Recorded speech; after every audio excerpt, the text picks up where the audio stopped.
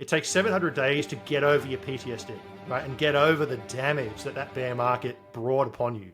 So it takes about that long. And once we get to that 700, 800 day period, suddenly the market's up, the critics are back in force, and you start feeling really good. You're like, I was right. I was right to have bought those coins all that time ago.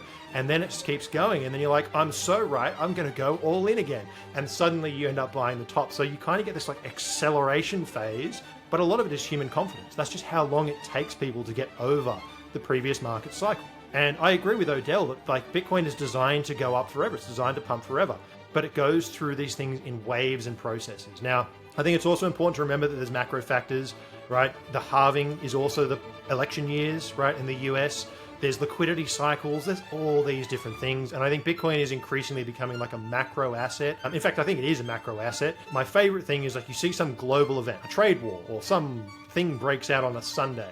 And people who, TradFi dudes who hate Bitcoin, what do they post? The Bitcoin price chart. Why? Because it's the only thing that actually sends a signal as to what your stocks are going to do on Monday morning. So everyone is now paying attention to it because it is the index for where the world is going.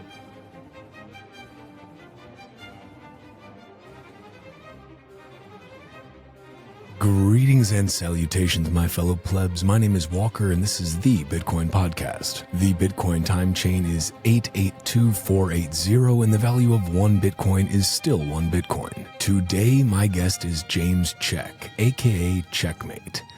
Checkmate is an on-chain analyst and creator of checkonchain.com. We dug really deep into market sentiment, where we're at in the current cycle, chopsolidation, and where Bitcoin moves next, on-chain analysis and what it shows us, hodling strategies versus trading, tips for new investors, market cycles and human psychology, global liquidity and Bitcoin's role, MicroStrategy, altcoins and how they're complete garbage, the impact of Bitcoin halvings, the Bitlife crisis, and a whole lot more. Before we dive in, do me a favor and subscribe to the Bitcoin Podcast wherever you're listening, and make sure to subscribe on YouTube or Rumble as well. Just search @Walker America. And if you find this show valuable, consider giving value back by giving it a zap on Nostr or a boost on Fountain. You can find me on Nostr at primal.net/Walker and find this podcast at primal.net/Titcoin. Without further ado, let's get into this Bitcoin talk with Checkmate.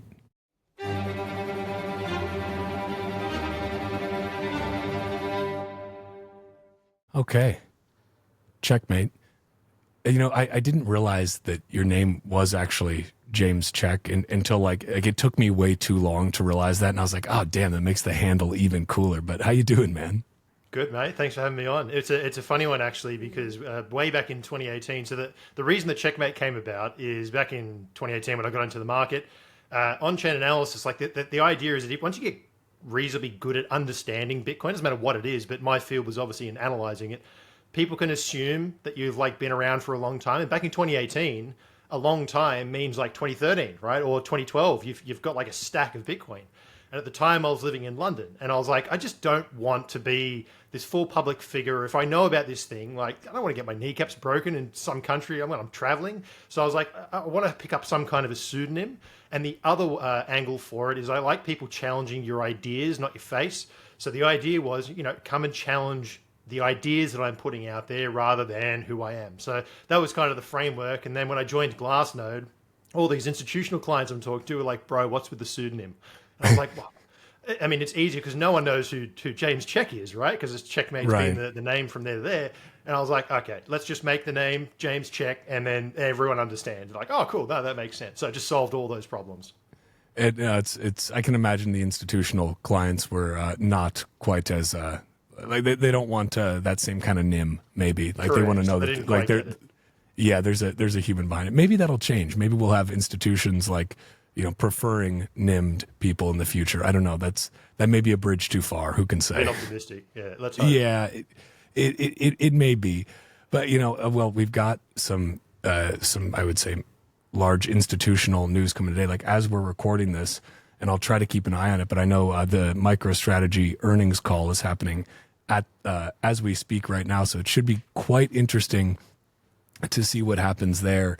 I know, I mean, like their earnings per share, I saw they released beforehand. They're like, they were expecting like 6 cents per share, and it's like negative 326 or something. But like, I don't think anybody really cares about the earnings per share with MicroStrategy. It's more like, how much Bitcoin are you going to stack? I don't know how closely, how closely do you follow Saylor and the MicroStrategy moves, like as part of your larger research? Yeah, this was a topic that I got many of my subscribers were asking, hey, can you cover MicroStrategy? For a long time, I just hadn't quite put it on the radar. So I wrote a piece called The Infinite Money Glitch. And just to give you a bit of an idea of like the scale of this thing, usually with my reports, I do written and video, but I do a TLDR. So people who are short on time, they can read the TLDR and come back if they want later. And a lot of people really like that. The TLDR for this piece was, there is no TLDR, folks. This thing's a whole meal, because it just was like, it was really my just worked example of thinking it through. My like base case for MicroStrategy, if I kind of summarize my core points, it's obviously going to be very good in the bull because you can issue more convertible debt, you can stack more Bitcoin. Their product is volatility, so as long as they can generate excess vol on top of Bitcoin, that's essentially what they do. They securitize volatility. The trade-off to this is that in the bear market, they're not going to be able to raise as much money. Their debt's not going to trade at as much of a premium. There's not going to be as much demand. So I think that there's two cases here. One is the very long term, and then there's the bear market. I think they both have the same characteristics. They're going to reach their Bitlife crisis eventually, right? Everyone does. Everyone has a logarithmic supply curve because you can't stack more than 21 million no matter who you are. So because everyone has this logarithmic curve, their growth metrics of Bitcoin per share and yield, by definition, must go to zero. They have to go to zero by definition. I also I like Luke Gromen's approach, which is like, let's use the extremes to inform the mean. Let's imagine MicroStrategy stop doing anything. They just sit. What's their value going to be? Probably their ETF value of a NAV of 1. So they're constantly fighting the gravity. Gravity of that share is to go back to the Bitcoin treasury value. That's where it wants to go if you don't do anything. Their job, and Saylor's job, is to generate excess volatility to prevent that from happening. So that's how I view the stock. I think it's going to have booms. I think it's going to have some really nasty busts. But my base case is that gravity is always back to that ETF value. It is really interesting, talk about that Bitlife crisis. Like, what can you explain that for people who are not familiar with that term and like what that actually signifies?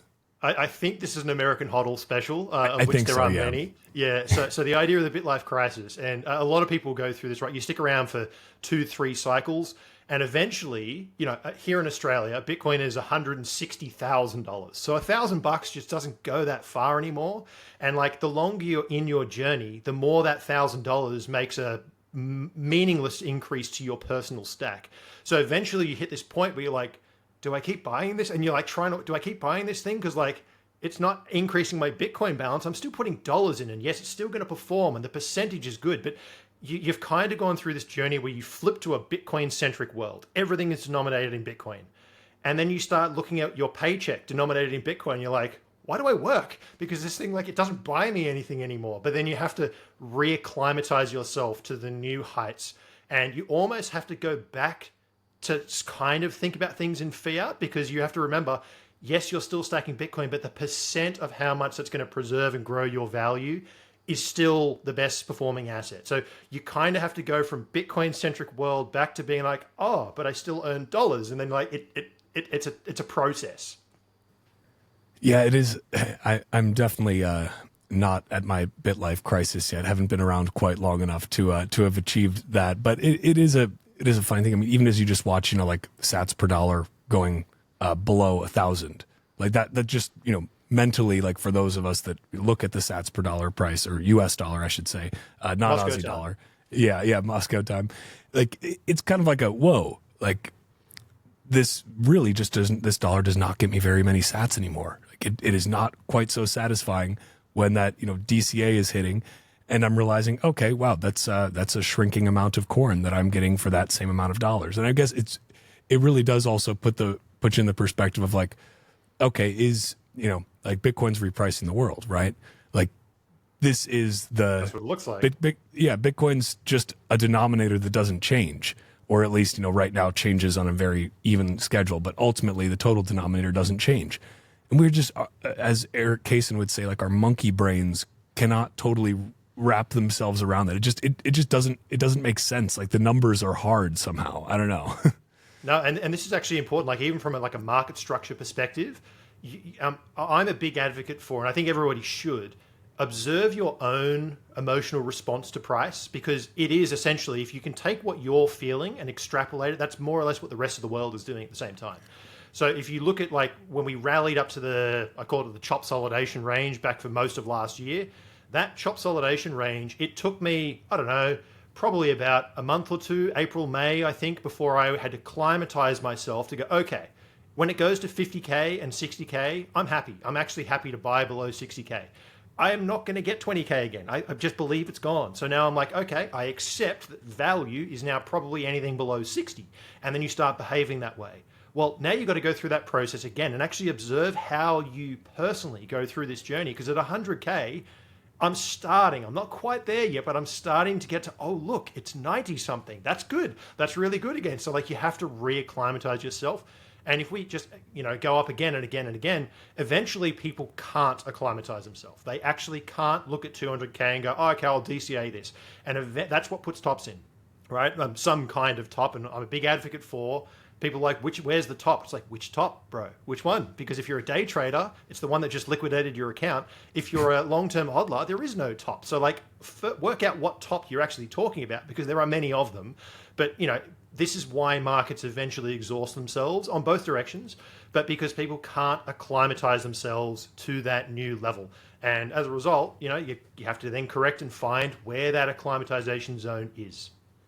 So on the chopsolidation point, because you had a great definition for it, your definition that you had posted, which is a period where the market chops wood and trades sideways after a powerful bull market advance. Chopsolidations tend to last just long enough for people to get bored and walk away and miss the rest of the uptrend, which I think is just kind of like great. It's like that point where, it's like that meme of like, you always manage to, sell the bottom and buy the top. It's essentially that. Yeah. Like you're just totally, again, our monkey brains are really bad at trying to just game out, okay, what's actually happening here? Is that fair to say? Absolutely. And you can kind of extend it, right? Chopsolidation and a correction is more or less the same, except you add in an extra line and deep enough. Right, the correction goes just deep enough. That's the difference between chopsolidation and a correction. You get these nasty wicks, and people go, "Oh, that's it. It's over. It's dead." Right? Bitcoin crashes to 105K. I'm out. I'm finished. And then, of course, that's the bottom. Are we in this is a pretty intense chopsolidation phase right now. I'm curious, how does this compare to other phases of chopsolidation? Are we getting to that point where people are getting bored and walking away? I mean, even though it's sitting at whatever, just below 100K right now, which you would think that would not be boring, but people are funny. And somehow people are like, oh, it's crashed. It's down below 100K, like feeling bearish. Where do you think we're at with the just overall sentiment versus reality? Yeah, this is a great question. So I think I actually went back during the previous chopsolidation period. I went back to the start of Bitcoin's history on TradingView, and I put like full screen, probably about a year and a half worth of price. And I literally scrolled left to right and just explored Bitcoin's history from start to finish, looking for previous examples of chopsolidation. And the only one that even remotely resembled it was 2019, right? Most of that year was what I would call a chopsolidation. It was, however, there was more downside. There was a lot more nasty sell-offs.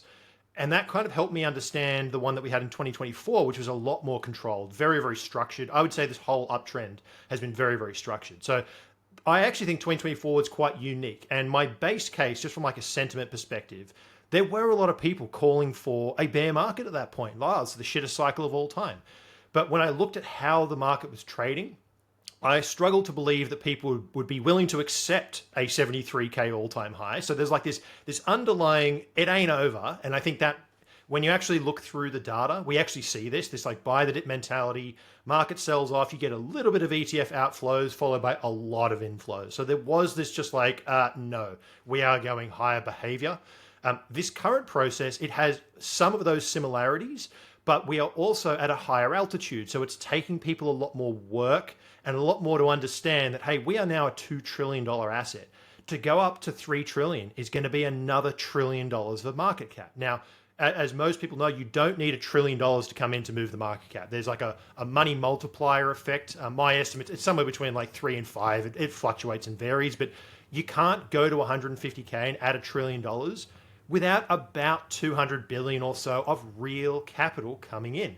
You can wick there, right? This is not just like some volatile random spike where it goes and comes back. This is the kind of thing it needs to get there. And I think what a lot of people miss is they go, oh no, it can't possibly be that because we don't get $200 billion when it went from 73 to 100. It's like, no, but we had 8 months of chopsolidation. That process before and after is what allows the market to go from 73 to 100. Markets are a process, not a result. So you need that accumulation period before and after to justify the rally. If you don't have it before, you usually don't get the rally, you get a sell-off. And if you don't get it after, you go back from whence you came, right? This is just how markets work. So I think people just need to understand these kind of dynamics, that markets are a process, not a result. It takes time to get places. As Bitcoin gets bigger, this is just only going to get more real. So, just kind of keeping that grounding anchor, I think, is important. Yeah, I mean, staying grounded, I think, is often difficult, even for the most hardcore Bitcoiners. Like, we like to talk about low time preference and everything, but then exhibit some very high time preference behaviors.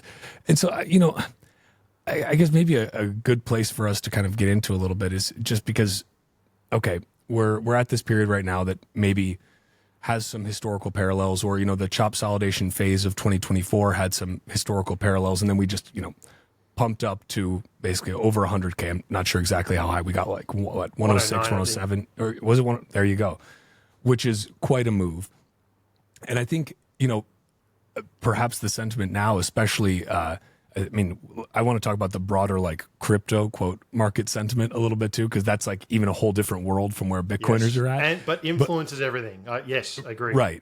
Right. And so, are we at a place now where obviously there's a lot of different narratives that are going on? There's a lot. People are talking about the strategic reserve.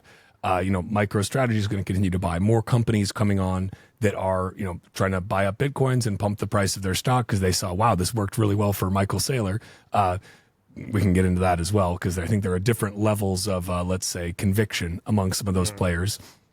But narratives aside, like, what does the on-chain data actually look like? And how much stock can people put in on-chain data? Because, they say like, okay, like TA, like looking at just price charts is like astrology for men, right? Yep. Is on-chain data a slightly more accurate version of that astrology, or what do you think?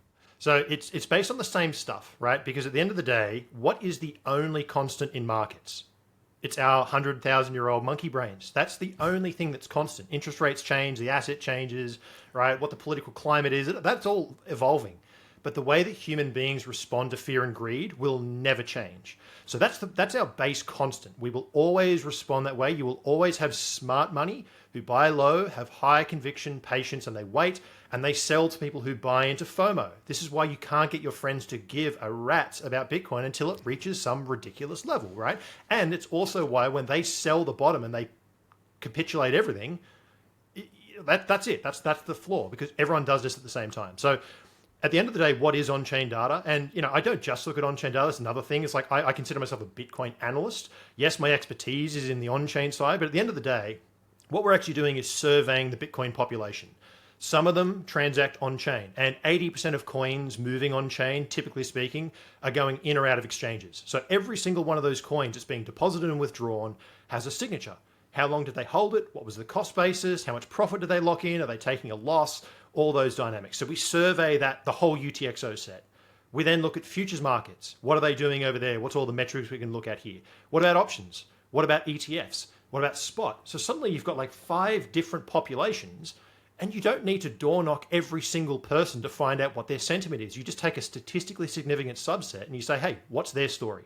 And if on-chain people, right, if you just look at the on-chain data, if they're locking in really big profits and they're like really in the money and they've got fat green portfolios, I can guarantee you go to the futures markets and some guy is paying a 50% interest rate per year to go levered long at the absolute top. So you see this like parallel across all these markets. So you're like, okay, I have a consistent story from 5 different semi-connected but also disconnected Bitcoin populations. Now I can make a conclusion based on this. And at the end of the day, what I kind of view it as is you're looking under the hood of what's going on with Bitcoin. What drives people to make decisions, profit or loss? So if you're seeing a lot of smart money with old coins taking large profits, like we saw at 105K, at the 73K peak in 2024, we had $55 billion a month in old supply that was dormant, had not moved, and then it ramped up selling into that peak. Then we had 8 months to digest it. We had $85 billion at the 105 peak, and we are currently digesting it. So, some people are like, oh, what about guys who are doing their UTXO consolidations? Like, yes, $86 billion a month worth of people decided that 105K was the time to upgrade to a cold card. Like, it's just, no, guys, people are taking profit. Like, this is just what's going on. And that's, if you have that kind of insight, again, my whole audience, and I've actually asked them this question, are you a trader? Are you a hodler? Are you a professional? Like, how do you view yourself? The latest stat we did was like 96% hodler. A lot of these people, they just want to know why the market does what it does. They don't care about trading. I don't care about trading. What I care about is helping people understand why the market does what it does. Just because we have sell side doesn't mean it's bearish. It can be, but if you're bearish, that's just an opportunity to not buy the top and wait for something to maybe, just maybe not buy before a red 10% candle. And we've all done it. And you know what it feels like. But if you can just reverse that and go, well, I can see that a red candle is probably likely. I'm just going to wait. Oh, there it is. Now I'm going to buy. I am definitely not a trader. I'm trying to hold my Bitcoin for the long term. And if you're like me, you need to make sure you keep that Bitcoin safe by going to bitbox.swiss/Walker and using the promo code Walker for 5% off the fully open source Bitcoin only Bitbox02 hardware wallet. Then get your Bitcoin off the exchange and into your own self-custody. Bitcoin is chopsolidating right around 100K, but we have companies, nation states, and a whole lot of plebs like you and me who are stacking harder than ever. So it's going to keep ripping higher. But now is the best time for you to get your security locked down tight with Bitbox. Plus, and I can't emphasize this enough, the Bitbox02 is just easy as hell to use. Whether you're brand new to Bitcoin, it's your first time setting up a hardware wallet, so you're a little bit nervous, it's understandable, or you are a well-seasoned psychopath, you will have no problem with the Bitbox. And again, it's fully open source and Bitcoin only, but you don't have to trust me, you can go and verify that for yourself on their GitHub. When you go to bitbox.swiss/Walker and use the promo code Walker, not only do you get 5% off, but you also help support this podcast. So thank you. It seriously blows my mind that there are Bitcoiners who are not yet on Nostr. Seriously, what are you guys doing? Just like you shouldn't need to ask permission to use your money, you shouldn't need to ask permission to speak freely. But that's exactly what you're doing if you're still stuck on centralized social media platforms. On Nostr, you can't be censored, you can't be banned, and you can't be deboosted for saying words Elon doesn't like. And honestly, the vibes are just better, and there's nowhere else you can end up having a casual conversation with the likes of Jack Dorsey or Lynn Alden or, I don't know, little old me. Nostr also has Bitcoin payments built in. They're called zaps. So when you post a meme, a hot take, or a photo of your steak, people will zap you Bitcoin to show you they like it and find it valuable. And if you are a content creator, you can start monetizing your work immediately, unlike YouTube, X, or any other centralized platform. You can find me on Nostr by going to primal.net/Walker. And you can check out this podcast on Nostr at primal.net/Titcoin. Primal has a built-in Bitcoin wallet, so you can literally get zapped by people for your posts, then use those same sats to buy a coffee or whatever the heck you want, all from the same app. Search for Primal in the App Store, go to primal.net, or check out any of the hundreds of other Nostr apps out there, because you can freely switch between them anytime you want. So, if you're done being a LARP, come join the largest Bitcoin circular community in the world and start zapping sats on Nostr. Yeah, it's tough because, like, for me, I'm definitely not a trader. I'm not sophisticated enough to be a trader. I don't have the time to be a trader. I mean, I look at the Bitcoin price probably more than I should, but certainly not a trader by any means. And I'm curious too, just as far as like strategy goes. I mean, do you think in general for the average hodler, is just kind of like a DCA and go away the best option for them? Because I know there's a lot of back and forth about like, okay, yeah, DCA works very well, but also like if you are able to, to lump in a little bit more at opportune times, that works obviously even better. But like, where do you sit on that in terms of like, okay, is there a best option, and then is there like a best option for most people when they're trying to figure out, especially newer people who are just getting in, like who are finally seeing Bitcoin because it's in the news, and who are saying, okay, do I just set up this, $5 DCA? Like that doesn't seem to be adding up to much, or like, but it seems safer, or do I just ape in with everything I have right now and grit my teeth? Yeah, so again, all of these things are totally personal, right? And for a lot of people, if you just want to be hands off and just go and live your life, and you actually don't spend that much time looking at Bitcoin, just DCA and walk away.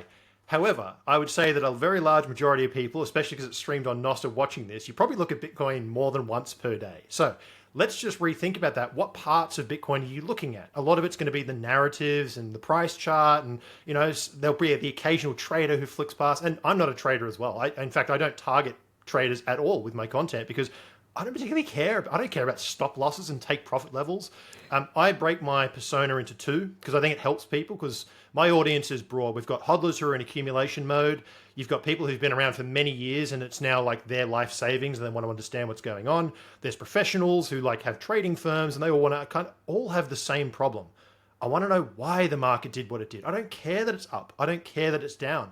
I just want to know why it did that, because that helps me understand some of these dynamics. So the way I view data, just by and large, it's information about what the rest of the market is doing. And it's kind of like having X-ray vision at the poker table where you can see like 30% of the cards. You don't need to see all of them, but if you can see 30% of them, you're like, I can now start making more sound decisions. So when I think about like what my biggest pain points are as a hodler, it's buying when it feels great, because that's what we all do. You FOMO buy because it feels awesome. And it feels awesome for about 3 minutes. And then you feel terrible because it corrects for the next 2 months. You're like, I could have bought so much more. And even though it doesn't matter on your relative long-term time horizon, just imagine if you had have just looked at two metrics and gone, hey, look, the smart money's taking a lot of profit right now, and the dumb money is going levered long on futures exchanges. What is that a recipe for? A red candle, right? And that just wait. So the idea is like, just don't buy, right? So my two personas is check the analyst. His job is to be very objective. This is my best read on what I think is going on. And people can kind of interpret that how they need. That's like my objective assessment. But then I often break into check the hodler and I say, all right, Mr. Analyst, get out. I don't care about all your fine tuning fancy models. What do I, as a guy who just wants to see Bitcoin go up, well, how do I do this, right? Yes, I know the price is higher, but I still want to accumulate. I still want to stack sats. I still believe Bitcoin's going up forever. But now that I've got an objective assessment, what do? I either be more patient. I maybe just go, you know what? I think we're just going higher. So now any time is a good time. And you just kind of refactor it to being like, rather than just looking at Bitcoin headlines, just add that extra layer of, I'm going to think about what the market's doing. I'm going to visualize, I'm going to see it. And you really don't need that many tools to do this. It's just understanding how in profit are people. Are they taking profits? Are people going degenerate ape mode? If so, make a decision according to those. So where are we at with that right now? Like, are we? I mean, we're chop solidating a little bit, fair to say, but like, yep. Where do you see this going from here? Are there any kind of like either positive or negative warning signs that you're looking at where you're like, okay, this is going to get interesting in one direction or another? Yes, I think it is, and where we are at the moment, relative to the 2024 chop solidation, that was very structured. And I was of the view that we just needed to cool off from that rally. We basically went from FTX to 73 without even without a 15% correction. It was unreal. So then, I mean, we still only had like a 25, 26, right? We had one wick that was 32. So it's really the most controlled bull market we've ever seen. In our current environment, how did we get here? There's obviously a lot of news with Trump. There's a lot of news with SBRs. There's a lot of things that I would put are not contingent on, but anchored to politicians. Now, if anyone is going to tell me now, I know that the politicians, they seem to be doing what they said they were going to do. How long that lasts, how realistic this is, let's be real here. They're still politicians. So I'm of the view that like, all you're going to need is a string of, it may not happen, or, this isn't, and then suddenly steam can come out. So at the moment, I'm actually quite constructive. I think 2025 is going to be a good year. I still have a positive general view, but I do think it's going to be very choppy. And, we're going to have swings left and right because the world's changing, right? We've seen like a 25-minute tariff war show up and the whole market kind of gets really jittery. So There's just a lot of things that the world has to adjust to change. Change is always creating uncertainty. And one thing to view about markets, they can go up on bad news and down on good news, right? Markets don't necessarily respond to news in the way people think they do. Markets don't like uncertainty. And I think we can all agree that there's a lot of things changing, and that uncertainty is what's going to create jitters in markets. So at this point in time, whilst I'm constructive on 2025, I actually have two scenarios, and I've painted these out. The first one is if we get to 120, 150K, that zone, as you go from 120 to 150, more and more models just get really overheated. And when I talk about these models, it's the level where the average Bitcoiner has such a big green number in their portfolio that literally every single previous cycle, they've sold into it. And I like to say, if you're listening to this and that's not going to be you, it's actually not going to be me. 150K is not my price either. But it's this guy's price, and it's that guy's price. And that guy just happens to be from 2013. He's got a lot more money than me, and he wants to buy a house. He wants to live his life. And this is just going to happen. So at 120 to 150, a lot of models get very overheated. That doesn't mean we can't go above that. Doesn't mean it's over. Doesn't mean it's the top. It could be a top. I don't know. We'll have to see. But it's probably not going to be an easy move to just go to 200. It's probably going to take some work. The other scenario I've got is on the downside, which is, well, what happens if we undo all this political stuff? What happens if we go back to 75, right? I don't know. I'm not saying this is going to happen. I got no idea. And that's the first thing I do. I have no clue where the market's going to go. I don't predict anything. I can't predict anything. No one can. I can prepare for both of these scenarios. What am I going to do at 150? And what am I going to do at 75? At 150, if it's overheated, I'm just not going to buy as much. I'm going to wait and allow the market to cool off. If we go to 75, I'm not going to have any money in my bank account anymore. That's basically those two scenarios, right? So I kind of think about those two in advance so that if they happen, then I know exactly what to do. If they don't happen, great. I spent half an hour thinking about what I was going to do. Problem solved. So have a plan, basically. It sounds easier than it is. When emotions are involved and those emotions are centered around, the money that you are for, I think, most Bitcoiners, like almost all in, like, yeah, you understand why people are emotional. It is one of those things where it's like, it's so much easier said than done too. Like, even if you have the best laid plans, emotions can take over once you actually get to that point. And you think, for example, it hits 150K, and the guy that had the plan that says, I'm selling, I'm trimming off at 150, and that's that. But he sees 150 hit, and it goes up to 155. And he's like, I'm never mind. I'm riding this forever. Next stop's 1 million. Let's go. So in terms of cycles, because obviously we have the halving cycles. It's a beautiful thing about Bitcoin. It is predictable in terms of its issuance, right?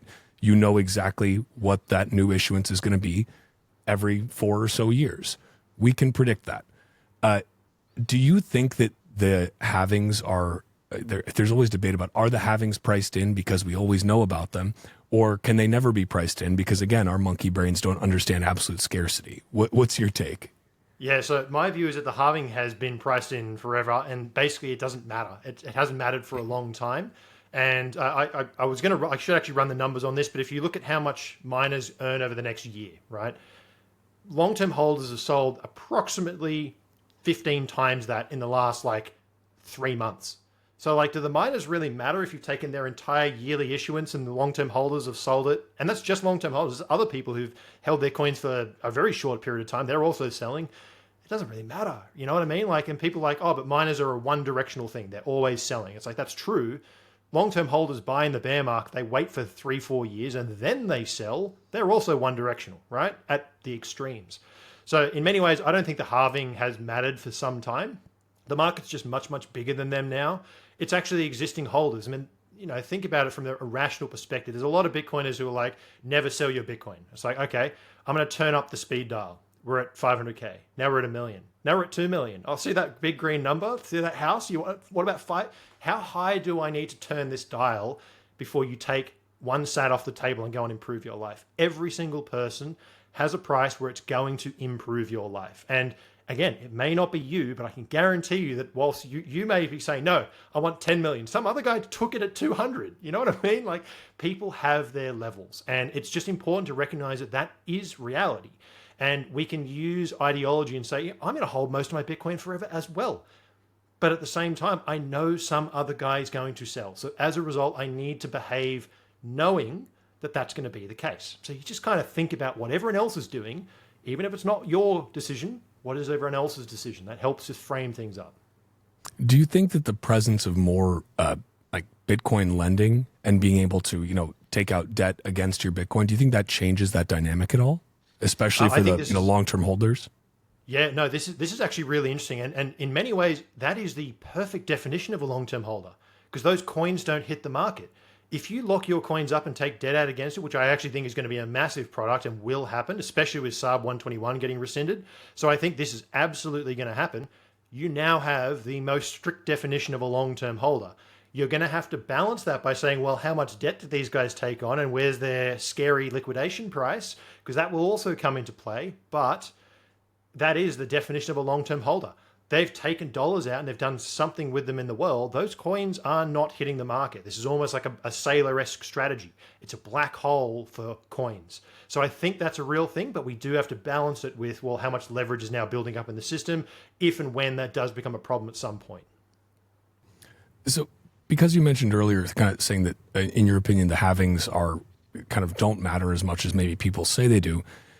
Is it fair to say then that your opinion would be also that like, are the cycles just natural market dynamics of things getting overheated, blowing off, cooling off, and they just seem to kind of align because you do see a lot of alignment with the halvings, right? In terms of when the price runs up. So is that just it just happens that way, or why do we see those same kind of correlations in the market as they relate to the halvings? It's a great question, and you'll often see. I'm sure most people can visualize it, but there's that chart where people like index to the halving, and then you can see how each cycle performed from that point on. I don't like that particular version. I prefer the one that goes from the cycle bottom. And if you use the one that goes from the cycle bottom, the last two cycles, the 2015, 16, 17, and the 2018 all the way through to 2021, those two cycles are almost exactly where we are right now. We are following those paths from the cycle bottom. We are like put a pin right in the 2016 market. We are exactly there, which is strange and uncanny. And I hold two views. I'm like, this 4-year cycle thing is going to continue until it doesn't. And I simultaneously hold the view that it's already broken. If there's ever a time for it to break, it's probably now. So when I look at that dynamic, how on earth do we get to the exact same position in those last two cycles? I discard the early ones because Bitcoin was just too young, right? It's just a very different world back then. The reason is because when you have these capitulations, these like market washouts, which 2015 was, 2018 was, and then FTX, it takes time for the market to recover. Right? Everyone who's been through a bear market, there's like this period of it's actually about 700 days almost to the dot. It takes 700 days to get over your PTSD, right? And get over the damage that bear market brought upon you. So it takes about that long. And once we get to that 700, 800 day period, suddenly the market's up, the critics are back in force, and you start feeling really good. You're like, I was right. I was right to have bought those coins all that time ago. And then it keeps going. And then you're like, I'm so right. I'm going to go all in again. And suddenly you end up buying the top. So you kind of get this like acceleration phase, but a lot of it is human confidence. That's just how long it takes people to get over the previous market cycle.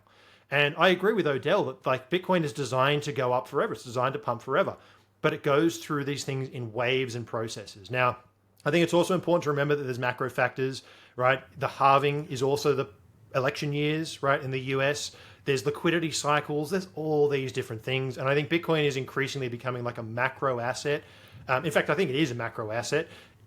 My favorite thing is like you see some global event, a trade war or some thing breaks out on a Sunday, and people TradFi dudes who hate Bitcoin, what do they post? The Bitcoin price chart. Why? Because it's the only thing that actually sends a signal as to what your stocks are going to do on Monday morning.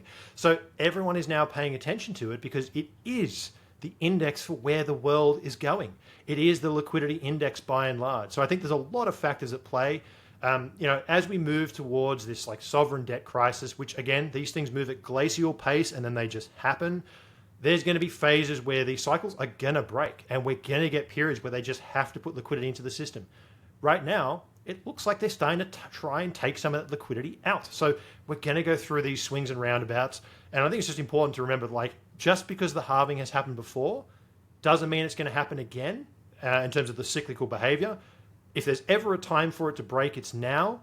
But at the same time, we are still following that 4-year cycle. So the reason I hold two views at once is I don't anchor to either of them. By holding the view that the 4-year cycle will continue and it's already broken, I stop worrying about whether it will or won't happen. I just say, well, it's interesting that it's still happening, but I don't look at the right-hand side of the chart that goes, that means we're going to go up 100x, right? I don't hold that view because it changes your bias. Lynn Alden and Sam Callahan, in one of their recent pieces, they basically called Bitcoin a barometer for global liquidity. And I think that that's such a great way of describing it, because again, it's the only real denominator that you have, right? So it's going to measure that the best. And to your other point just now about the fact that, I mean, we've been in actually a tighter phase of global liquidity recently than, I mean, obviously than during COVID. But I mean, we went and there was so much money pumped into this system during the COVID era and right after. And then they start, like US M2 went down. Like they pulled liquidity out of the system.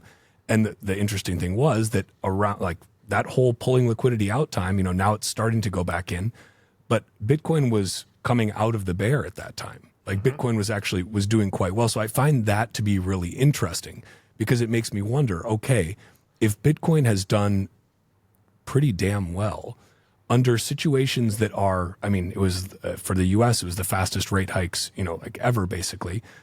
Money was being pulled out of the system, which you hadn't seen in a while. If it did that well during that period, and we know that, for example, Donald Trump likes green candles, he likes to see the stock market doing well. He likes to see asset prices doing well. He views that as, his own barometer for how happy people are, how well he's doing, something he can point to and say, look, I delivered a great market for you. That money printer's got to be turned on kind of full blast at some point. Especially you look at the interest expense on the debt in the U.S. and all around the world. But again, the U.S. is the biggest kid in the playground, right? And one way that I frame things up is the gravity. How do you think about it? Okay. Yeah, there's the gravity of the situation. For each asset, everything's got a gravity. I've been tweeting about this recently, but there's like 5 prices that I look at. The oil price, because the more expensive oil is, the tighter everyone's liquidity is, because it's the input cost of everything, right? So oil, the dollar, because that's what everyone's debt is denominated in, who's not America. Their debt is as well, but they can print it. So every other country, their debt's in US dollars. So the more expensive the dollar is, the harder their debt is, the more they've got to tighten the belt. Treasuries, because that's the benchmark interest rate. And then Bitcoin and gold, because those two are telling you, they're the fire alarms that tell you where the overall liquidity picture is going. And for all of these assets, there's a gravity. Where does it want to go, left to its own devices? And then there's the managed outcome. And I think it's important to note that aside from Bitcoin and gold, because they're the fire alarm, the gravity for them is a result of the other 3, by and large.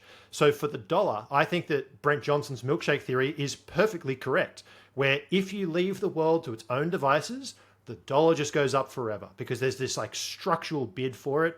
The debt must be repaid or serviced at the very least, and therefore the structural bid is for the dollar. What happens if the dollar goes too high? It breaks stuff because suddenly they can't pay their debt and then they've got to sell assets and that breaks things. So the managed result is that they have to weaken it. Same for treasuries. The natural gravity is, why on earth would I lend the government money? They're bankrupt. Why would I lend them anything, especially for 30 years? So therefore, where's the gravity for yields? Up. What happens if yields go too high? Shit breaks. And if shit breaks, they have to weaken it, which means they've got to bring yields down. They've got to find buyers for bonds. If they can't find buyers for bond, then the Fed becomes the buyer for bonds. So there's like, where's the gravity and where's the managed result? And generally speaking, the managed result comes as a reaction to. So when they see things starting to break, then they start to do these things. And we saw this back in 2023. Yields on the 10-year started to get towards 5%. That was a point of stress. Stuff started to break. Janet Yellen started issuing shorter-term debt and pulling all that $2.3 trillion out of the reverse repo facility, putting that money from COVID, that black hole of money started getting pumped back into the system. Suddenly, Bitcoin starts going up. So that's the way I like to frame these things. What's the gravity of the situation? And then what is the managed outcome? And generally speaking, the gravity is obviously always there. It wants to be pulling in that direction, but they've got to fight it, right? If you go to the biggest picture, the Jeff Booth level, the gravity is deflation. Technology continues to make us more efficient. The gravity is deflation. The managed outcome is inflation, right? So you've got to kind of understand where the market wants to go and how they're going to push it or pull it away from that result. Do you foresee, like, just for this year, kind of, it seems like things are going to get pretty wild. Like, first of all, you never know what Trump is going to do, and the whole world pays attention to what the U.S. president does. The one nice thing about Biden was that it was just like he was asleep, so there was not a whole lot to pay attention to. It was predictable. But yeah, extremely predictable. He's going to sniff heads. He's going to mumble a lot. Like, exactly what you're getting with him. Trump's a bit of a wild card. Like, he will just do things. Are you seeing just a lot of, like, for Bitcoin specifically, but also just kind of global markets? Are you seeing a lot of volatility on the horizon this year? Are you seeing just a lot of, like, again, uncertainty leading to some of that volatility?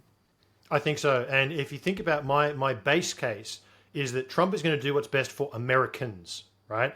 What I think Washington has been doing and will continue, that's the status quo, that's the gravity. What do they want to do? They want to benefit Washington. So you've kind of got the government trying to benefit the government by exporting dollars, exporting jobs, right? Benefiting from all those things.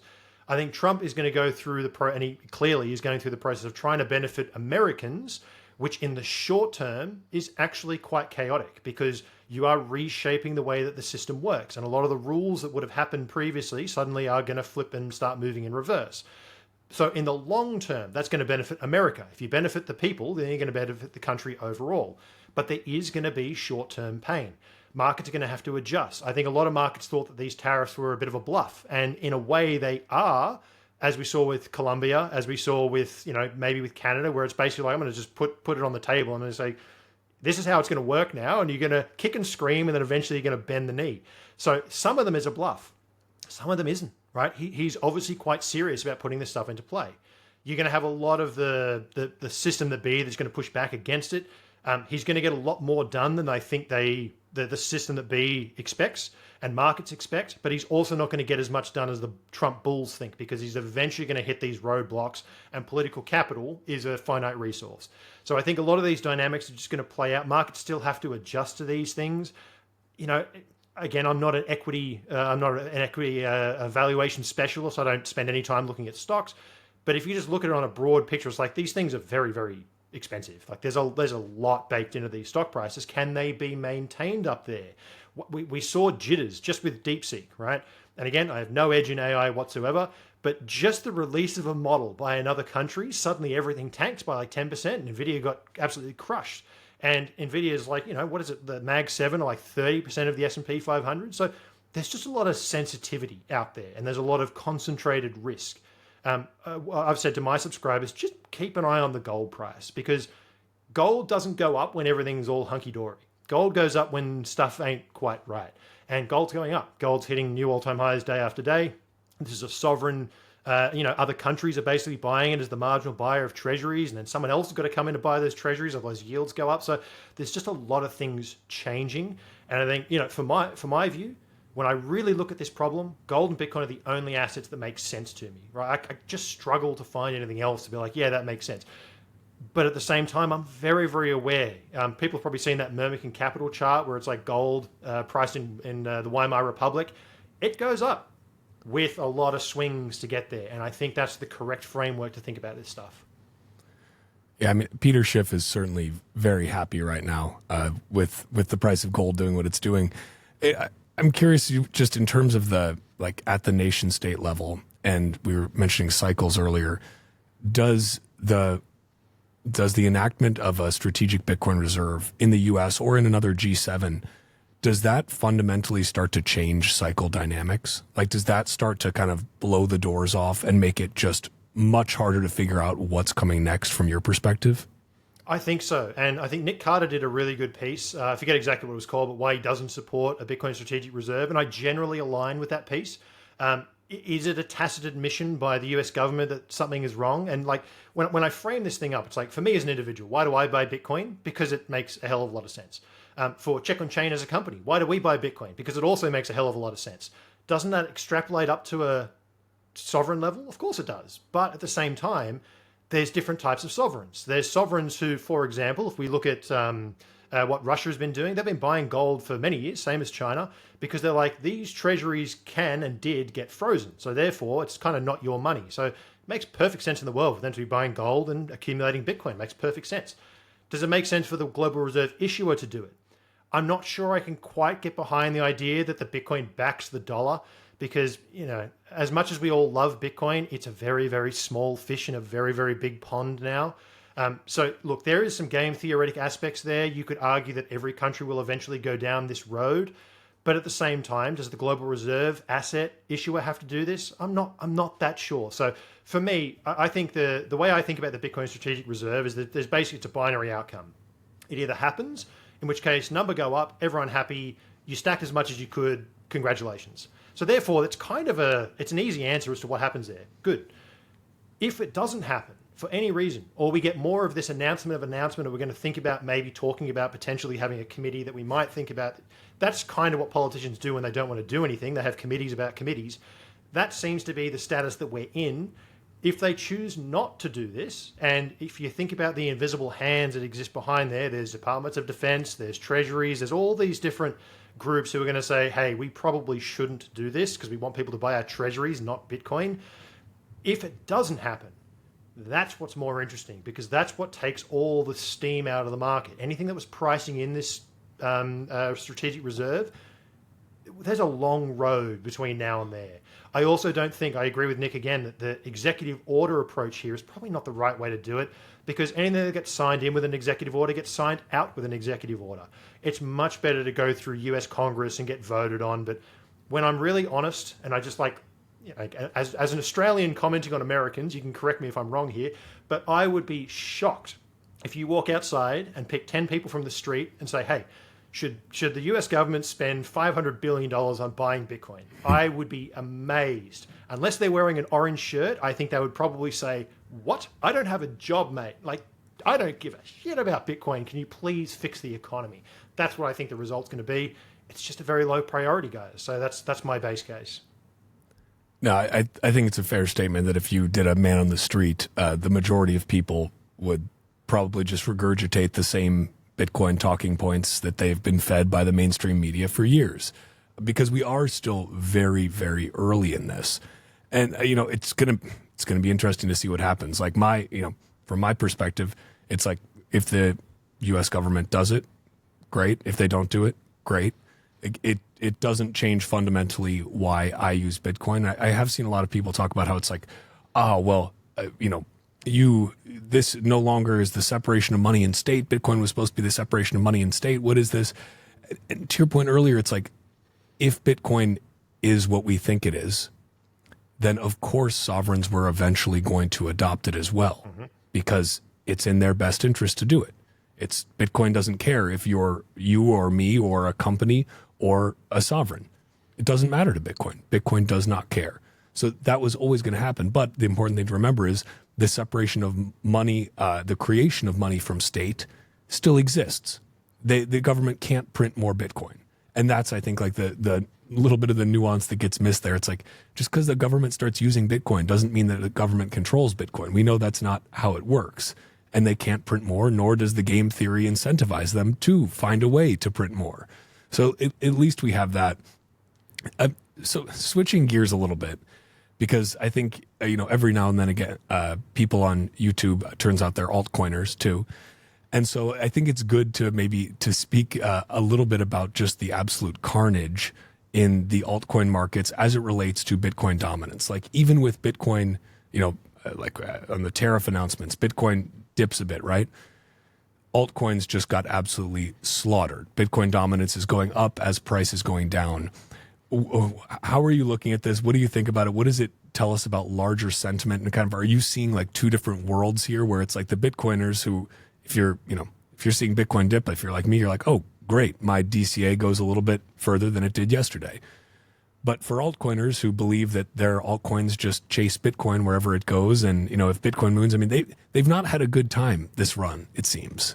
No, this has been a lot of people are like, why do you spend any time thinking about shitcoins? It's like, I don't, but I'm an observer. I'm a market observer. And when I pay attention to this stuff because it's interesting to just see where the rest of the market is, because the reality is, and actually you can look at this, go and look at how many UTXOs on Bitcoin are more than $100.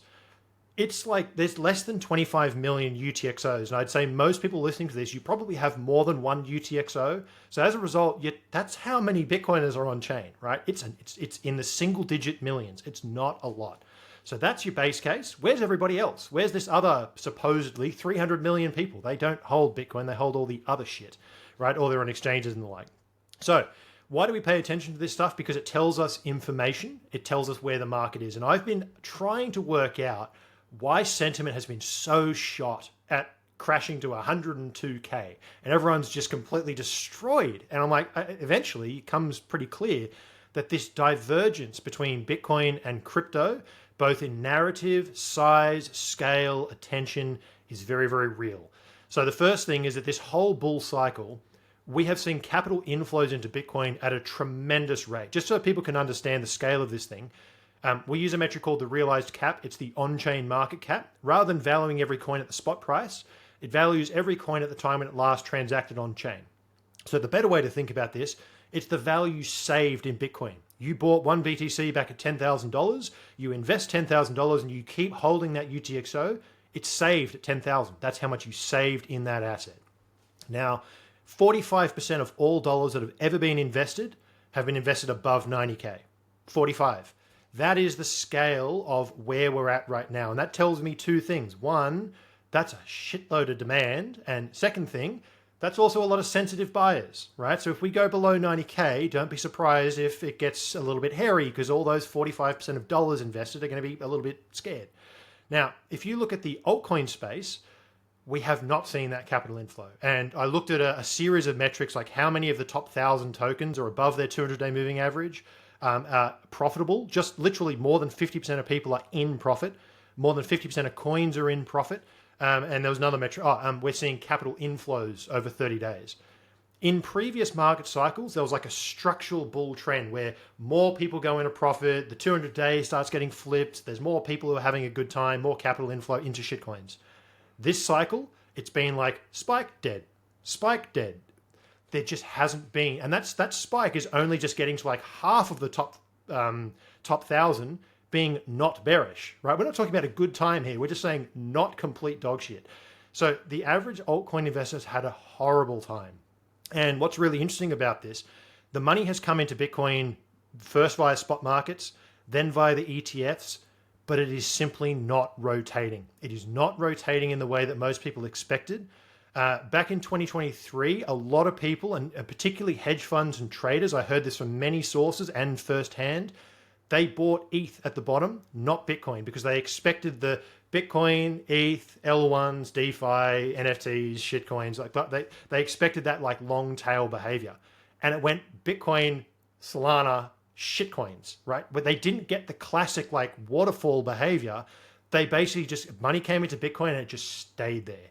And I think that's a really important insight. The money that's coming into Bitcoin is not rotating. It doesn't want to rotate.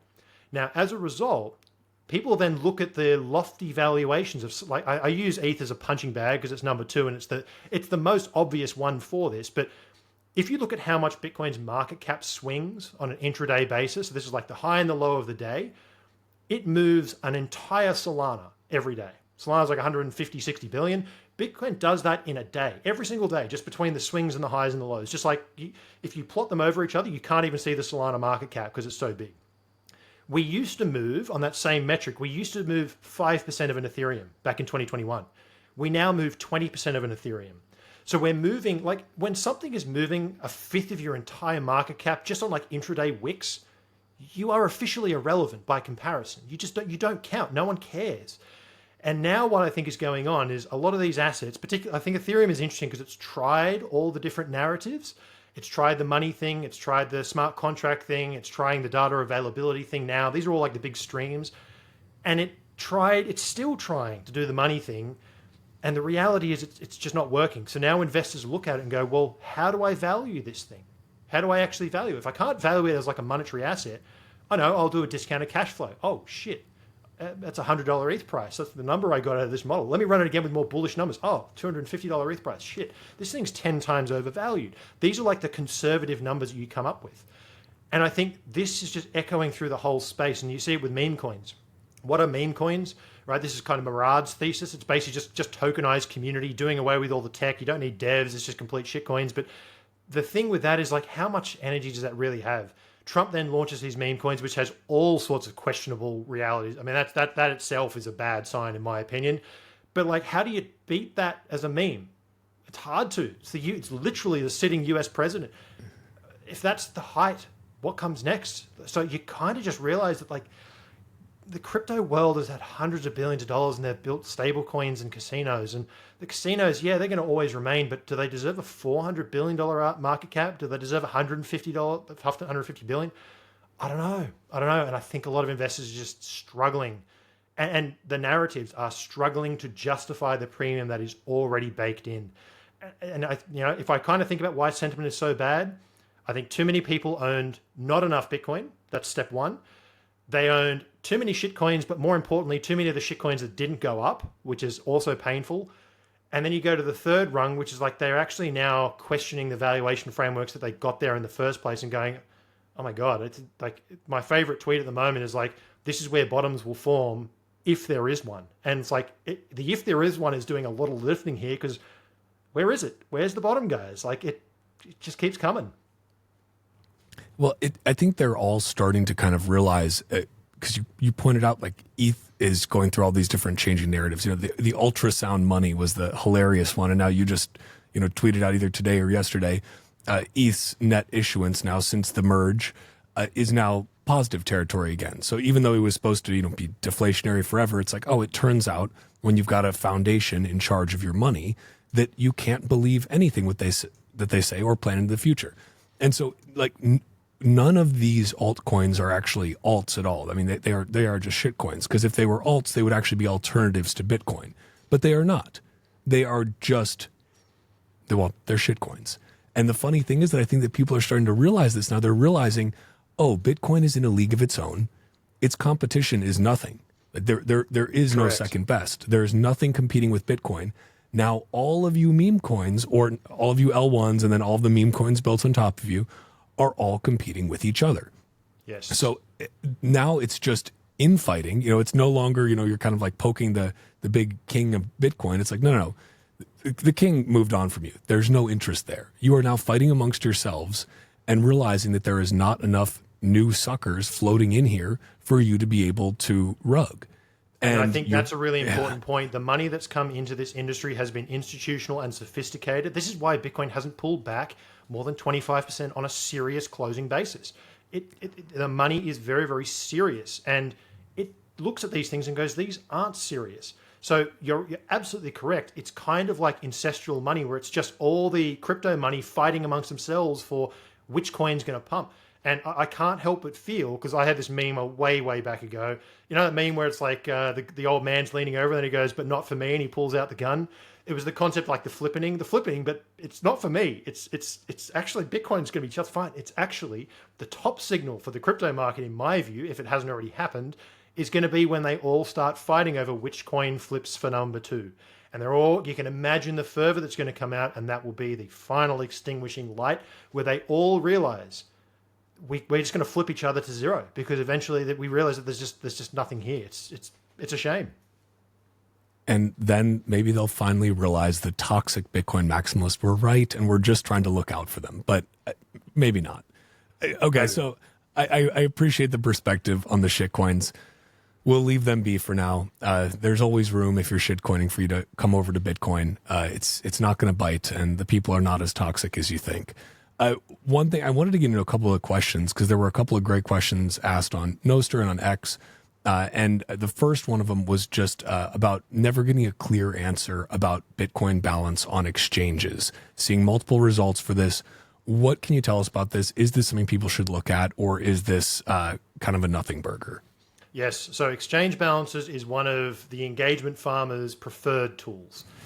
They have no signal whatsoever. So my colleagues back at Glassnode, they actually released a report recently where they look at this as like this waterfall decline of exchange balances. Now, the reason why when you go to data provider A, B, C, D, they all have different numbers is because tracking exchange balances is extremely difficult, extremely specialized, always changing, forever dynamic, never fixed. you have a whole team of data scientists who are constantly tracking all these UTXOs, and often they're missing like 1.5 million coins, 2 million coins. So what my colleagues showed is that basically over time, the coins that what looks like an exchange decline, they're actually just coins moving into the ETFs, which are just custodied by Coinbase. So this is the thing. When you look at an exchange balance chart, what you need to realize is that data providers find new wallets all the time. And it's not as if like they find this wallet, let's say they find a new Binance hot wallet. That wallet didn't just appear the day they found it. It's probably been around since like 2019. So they're like, oh, let's go and retrofit the data. So that exchange balance is always historically changing. It's never a fixed number. It's always changing and moving. And it depends on how good your labels are. So this waterfall decline, this supply squeeze that we're seeing are just coins going from Coinbase to the exchange into IBIT Coinbase custody. It's literally just moving to the other side of Coinbase's ledger. It's not a supply squeeze, right? So this is a really important thing. So my general advice, when you see people talking about exchange balances, they are engagement farming. They don't know what they're talking about. Very, very few people can actually tell you what it means and whether there's signal in it. And as someone who spent a lot of time with this data, for the average pleb, pure 100% unadulterated noise. Get rid of it. Remove it from your feed. It is completely useless. I can't stress this enough. The only people where exchange metrics in general are useful is for high frequency traders, people who are building algorithmic bots, and they want to see flows coming in and out of exchanges. Show me when people are depositing large amounts of coins, and I'm going to trade around on the micro time frames. If you're not doing that, you do not need to look at exchange metrics at all. They do not provide signal. So that's my like just base case for the average pleb out there. Don't look at it. Not useful. Are they at all useful in terms of, is there any way to figure out if exchanges actually are selling paper Bitcoin through these metrics, or is that something that, so that's not even helpful in that regard? If you look at the 2022 bear market, what created the savageness of that last 6 months? It was all the off-chain, all the hidden leverage that Celsius and Three Arrows and all these mobs actually had.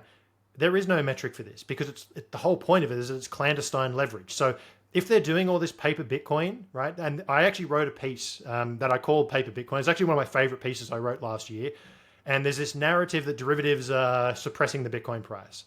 And my take on it was, well, if you're a big asset manager and you want to allocate $1 billion to Bitcoin, if you can't hedge $1 billion worth of risk in a liquid options market or a liquid futures market, you can't buy the billion in the first place.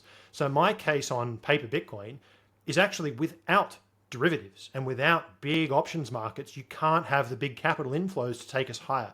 You actually need the derivatives markets to get to $5, $6, $7 trillion market caps. That's just how it is. So that was my take on paper Bitcoin.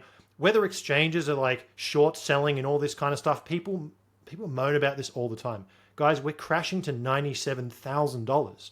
Where's the suppression, right? We're basically at all-time high. The thing is, I should actually add this to my chopsolidation definition. It is also a period where the biggest narratives about short selling and manipulation, every man and his dog is banging on about this. No one talks about manipulation and short selling and all this stuff when the market's going down or when it's going up, only when it's going sideways and nowhere. Which, by the way, if you look at on a daily price action, Bitcoin goes nowhere, and by nowhere I mean less than 1% up or down, 40% of the time. 40% of the time, Bitcoin literally goes nowhere on a daily basis.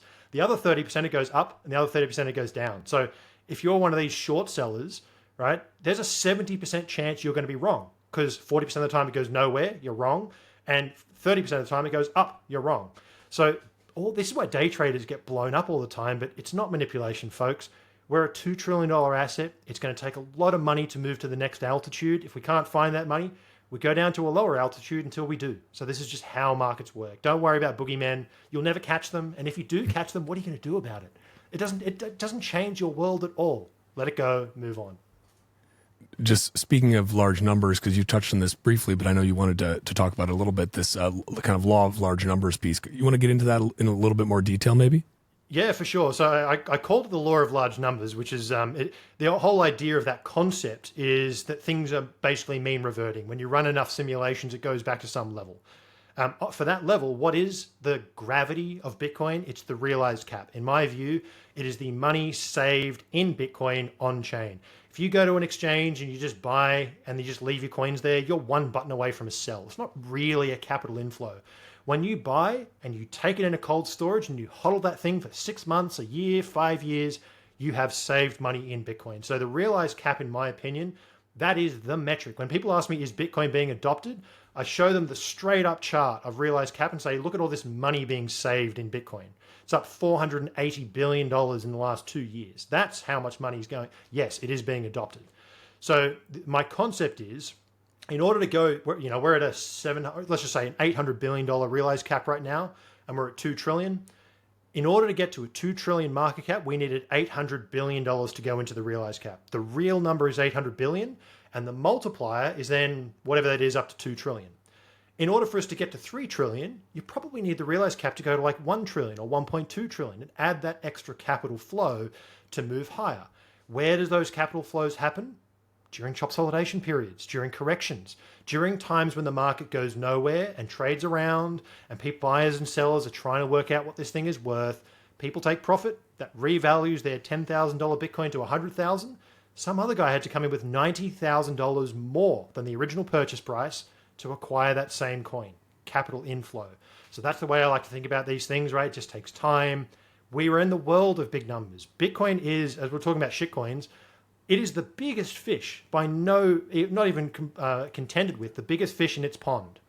But it just swam out into the biggest pond in the world, which is the macro market. So whilst Bitcoin is $2 trillion, and it's going to take time and big money to go to the next level, gold added $6 trillion to its market cap last year alone.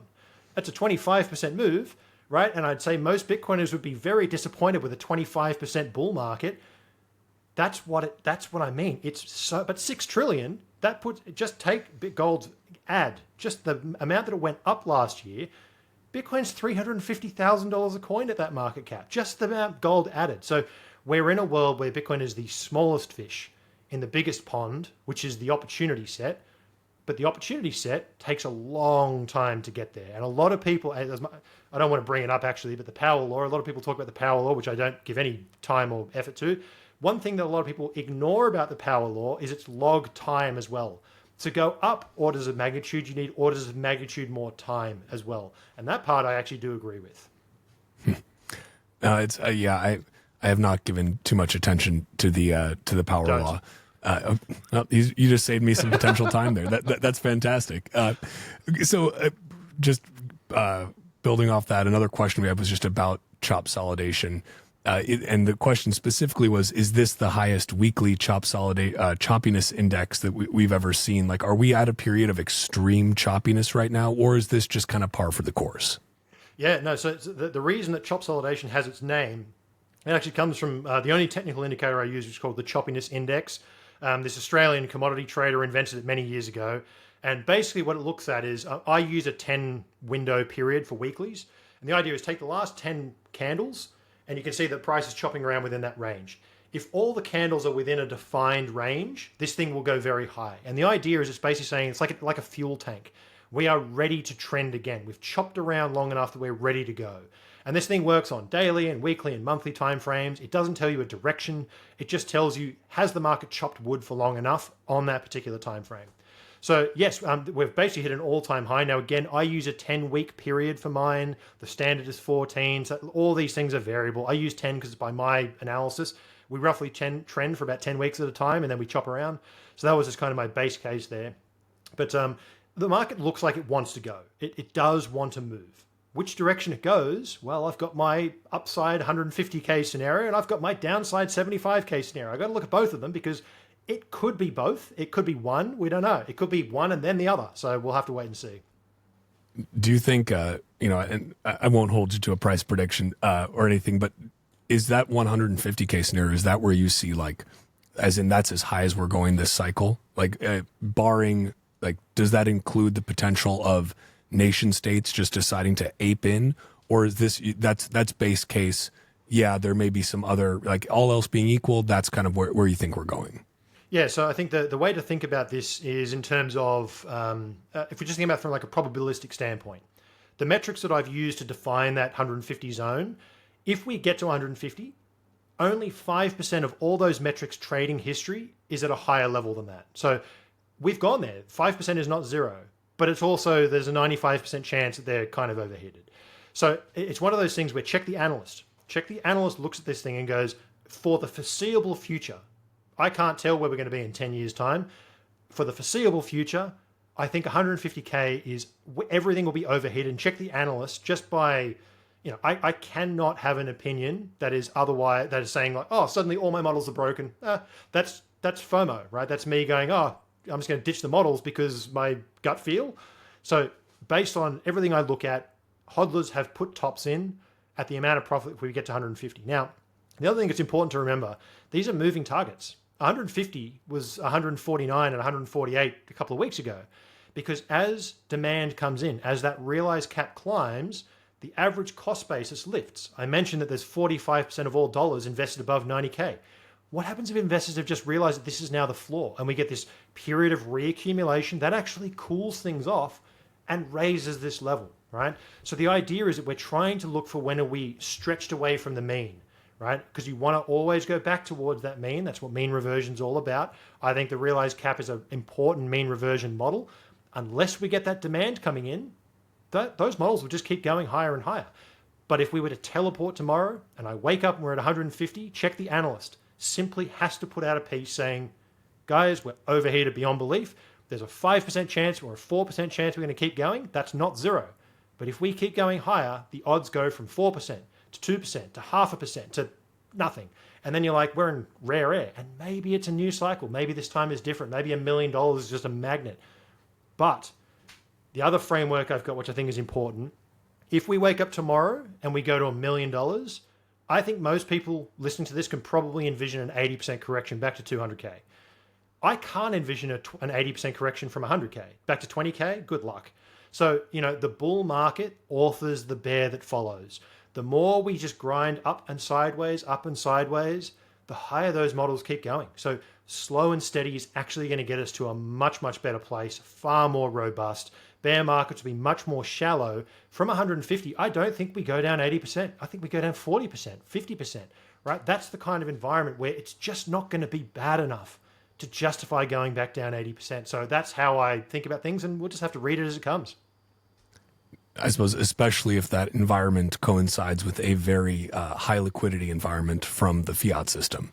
That Correct. Just seemed, it's going to be an interesting recipe. One of the other questions that we had, a slightly different take, was just about what you think about recent kind of very, very low fee environment. It's a great time to consolidate those UTXOs, but why do you think the on-chain activity is so particularly slow at this moment? Not a lot of competition for block space. Yeah, I think there's two takes here. So the first one is that, strictly speaking, when fees go down like this and on-chain volumes go down like this, in every single previous cycle, it has been the start of a bear market. That's just, check the analyst's opinion, is that it is you would rather people using Bitcoin than not. So first things first, strictly speaking, it's not great. We also have to temper this by saying we've probably had a low fee environment for some time. It's been all the shitcoin ordinals and all that kind of guff that's been going around, which has basically just died with all the other shitcoins. Because that's now disappeared, suddenly we're just looking at monetary transactions.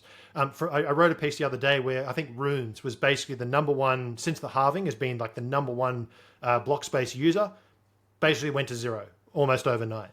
That is why blocks have essentially emptied out. So now everyone's kind of left looking at this and going, well, where's all the demand? Where's all the, and it's still there, by the way, right? We still have, $15 billion a day of old money taking profit. Someone else is buying them. We're crashing to $97,000. So I'm not a bear, actually, but I am also prepared for, guys, this is not what you see during a rip-roaring bull market. So just be tempered, right? If we were to go back down to 75, if we were to go back down to 80, if we go back down to 90, these are the levels where I am certainly paying attention to, because again, check the analyst is saying, hey, it's not strictly good. Check the hodler lights up and goes, oh, that sounds like I'm going to have to empty my bank account soon. So therefore, I'm going to start thinking about that in advance so that when it happens, I don't go, shit, I just spent all my money at a high price. I'm like, there it is. Thank you very much.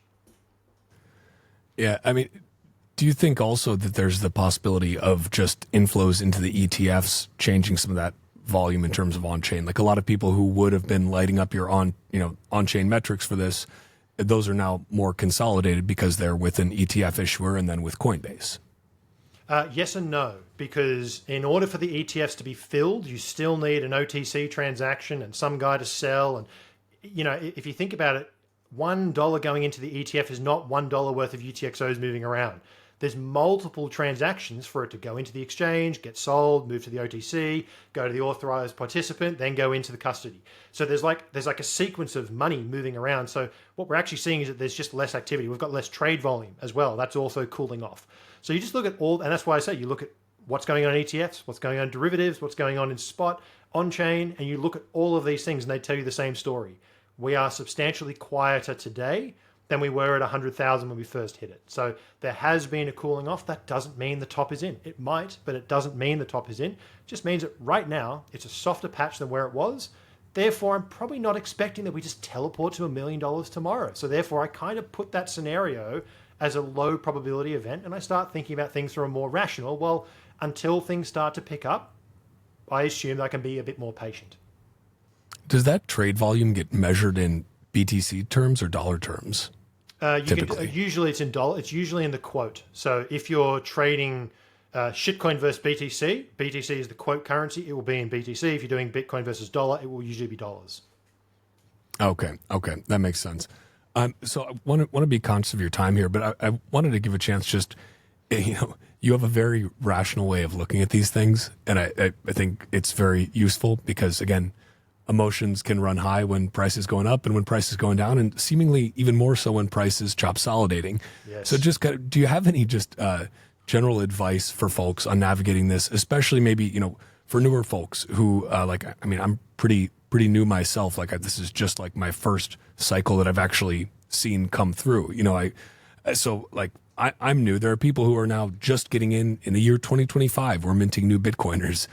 What advice do you have for people who are new to this, who are saying I don't even know how to deal with all this? How should they handle it? How should they think about this going forward? Yeah, so I think the first thing is that most people come in and they think they're a trader. We all go through this experience. You end up at some point blowing up an account somewhere and you realize, I hate this trading thing. I hate this trading thing too. I don't like doing it. I don't think it's fun. I don't write about it. I don't care about it. Entry, stop losses. It's just a different, don't worry about it. So have that long-term perspective. I actually think that having a separation of you, the analyst, and you, the hodler, it may not be the analyst, but you, the objective thinker, it's natural human behavior to take our expectations for what should happen. Trump's in power. They're talking about strategic reserves, Bhutan's buying. Why aren't we at $1 million yet? That's your expectation. Your expectation is not what is happening, right? And it's very easy for people to apply their expectation to the price chart.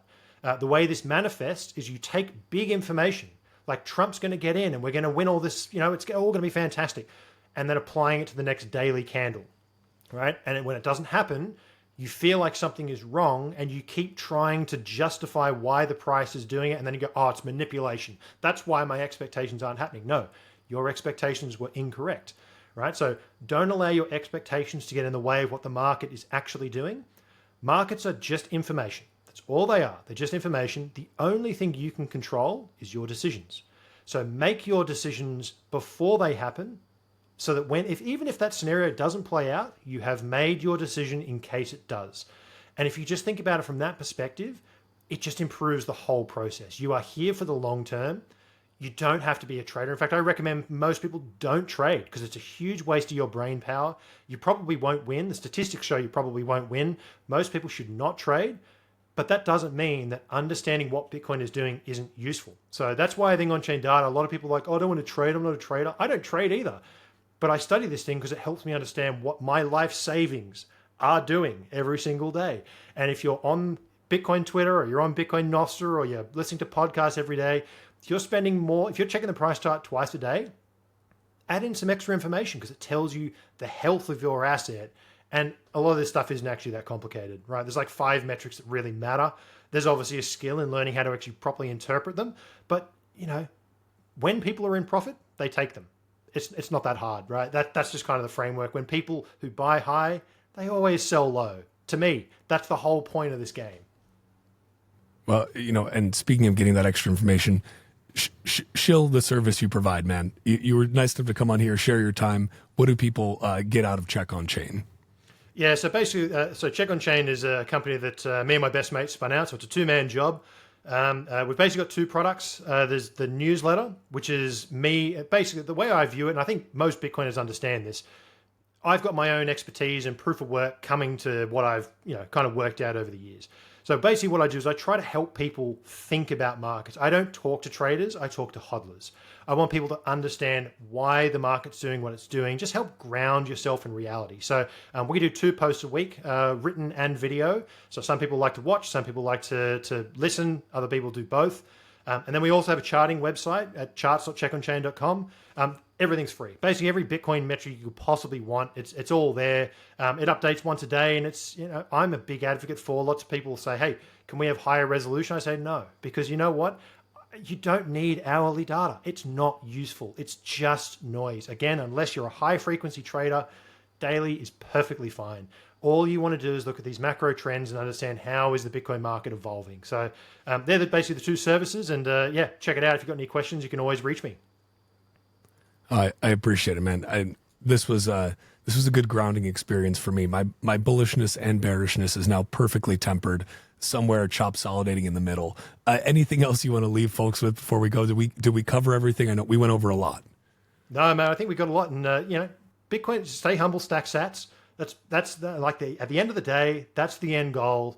One Bitcoin is one Bitcoin. We're going to be just fine.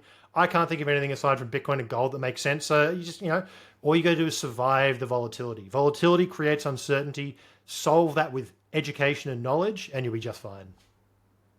Amen to that. What a perfect note to end on.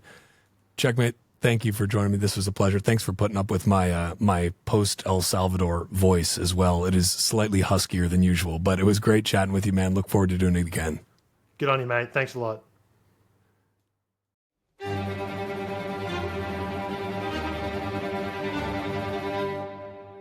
And that's a wrap on this Bitcoin Talk episode of the Bitcoin Podcast.